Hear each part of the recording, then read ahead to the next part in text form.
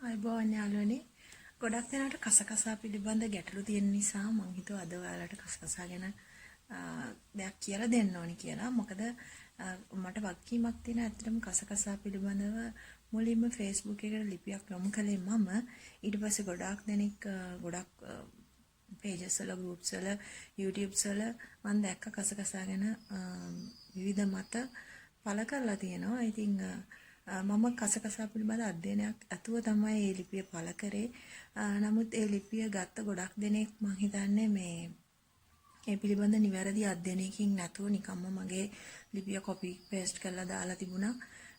ඒ නිසා මම හිතන්නේ ගොඩක් අයට ගැටලු මතුවලා තිබුණා කසකසා භාවිතා කරලා. ඉතින් අපි යම් කිසි දෙයක් කෙනෙක් කියපු පළියට නිකම්ම භාවිතා කරන්න හොඳ නැහැ. මොකද කසකසා කියන්නේ ඖෂධයක්. ඕනම ඖෂධයක් අපි මාත්‍රාවක් ඇතුව තමයි පාවිච්චි කරන්න ඕන. නිකන් ආවට ගියාට පාවිච්චි කරලා ඉවරලා ඒ වගේන් විවිධ ඵල විපාක ඇති වෙන්න පුළුවන්. ඊට පස්සේ අපි එකිනෙකාට ඇඟිලි දික් කරගෙන වැඩක් නැහැ. ඒ නිසා මම හිතනවා මේක හොඳම අවස්ථාව ඒ පිළිබඳ ඔයගලන්ට පැහැදිලි කරන්න.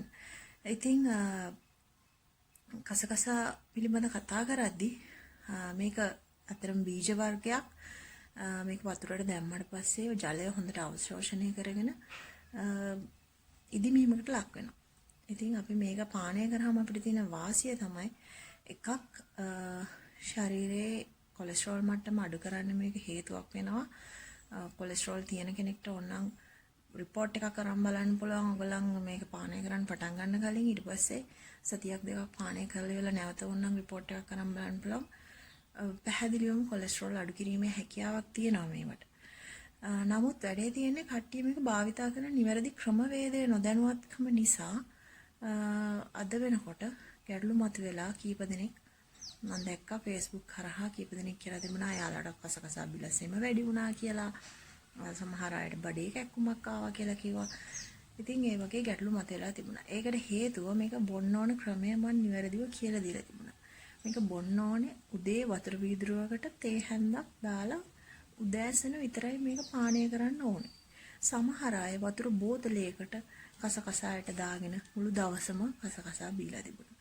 ඉතින් පේනවනේ මිනිසුන්ගේ නොදැනුවත්කම කොච්චරක්ද කියලා.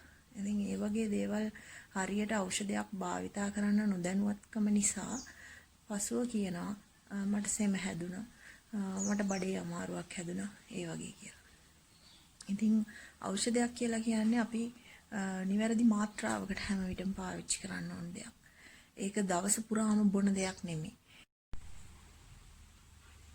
අතරම කසකසා පානය හදා ගැනීම සඳහා අවශ්‍ය වෙන්නේ පිරිසිදු ජලය වීදුරුවක්, කසකසා ඇට වලින් තේ හැන්දක් පමණ. මේ දෙක විතරමයි ඇත්තටම ඕන වෙන්නේ. ඉතින් මේ කසකසා ඇට ගත්තී ඔයගොල්ලන් පිරිසිදු තත්ත්වෙම ගන්න වග බලා ගන්න. මොකද සමහර වෙලාවට බෙහෙත් බොඩු කඩවල හිම තියෙන එච්චරම පිරිසිදු එහෙම නැත්නම් සංශුද්ධ තත්ත්වේ නැති කසකසා එහෙම වුණොත් ඔයගොල්ලන්ට මේක හොදන්න හිතෙනවා. අපිරිසිදු ද්‍රව්‍ය තිබුණොත්. නමුත් ඇත්තටම කසකසා කියන්නේ හොදන්න පුළුවන් දෙයක් නෙමෙයි. මොකද මේක හොදලා කල් තියාගන්න බෑ. හොදපමන් ඇට ටික ඔක්කොම එකට ඇලිලා නිකන් කැදැල්ලක් වගේ දෙයක් හැදෙනවා. ඒ නිසා හොඳම දේ තමයි පිරිසිදු සත්වෙම්ම කසකසායට ගන්න. එතකොට මේක නැවත හොදන්න ඕනේ නැහැ. ඔයගොල්ලන්ට කෙලින්ම බොන්න පාවිච්චි කරන්න පුළුවන්. මං හිතන්නේ ගොඩක් දුරට හොඳයි ඔයගොල්ලන්ට සුපිරිවෙන සැලකින් වගේ ගන්න පුළුවන් නම් පැකට් කරපු පිරිසිදු තත්ත්වයේ ඒව හොයාගන්න පුළුවන් නිසා.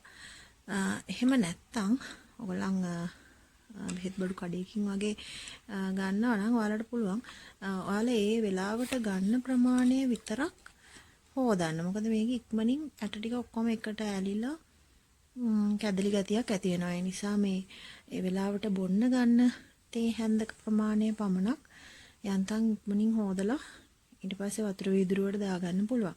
එතකොට ඔයාලා ගන්න වතුර වීදුරුව යන්තම් රස්නෙන් තියෙන එක හොඳයි. ඊට අමතරව මේකට අවශ්‍ය නම් දෙහි ස්වල්පයක් එකතු කර ගැනීමේ හැකියාවකුත් තියෙනවා. මේ විදිහට තමයි කසකසා උදේම බොන්න ඕනේ.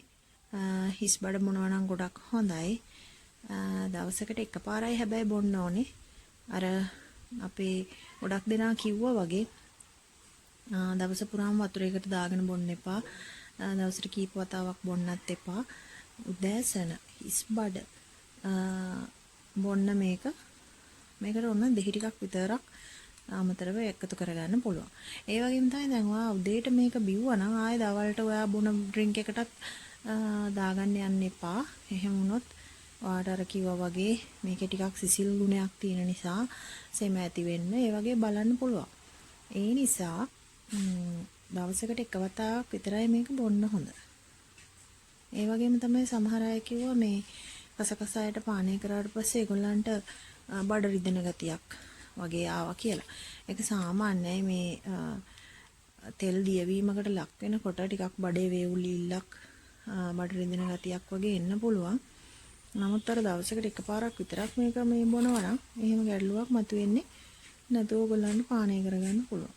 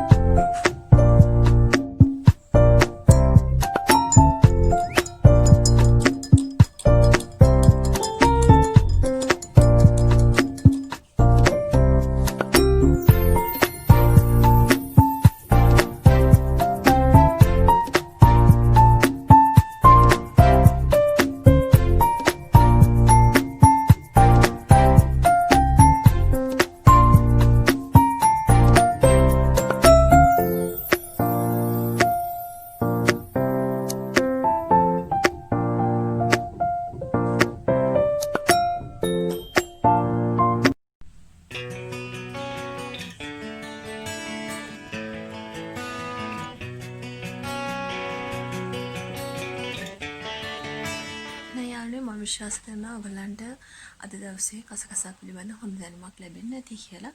තවදුරටත් මොනවා හරි ප්‍රශ්න තියෙනවා නම් අපේ කමෙන්ට් සෙක්ෂන් එකේ සඳහන් කරන්න. ඒ වගේම channel එක subscribe කරලා ඉදිරියටත් අපි දාන අලුත් වීඩියෝ නරඹන්න, ඒවට like කරන්න, share කරන්න. ඉතින් එහෙමනම් අදට මම සමුගන්නවා. ඔයගලන්ට සුබ දවසක්.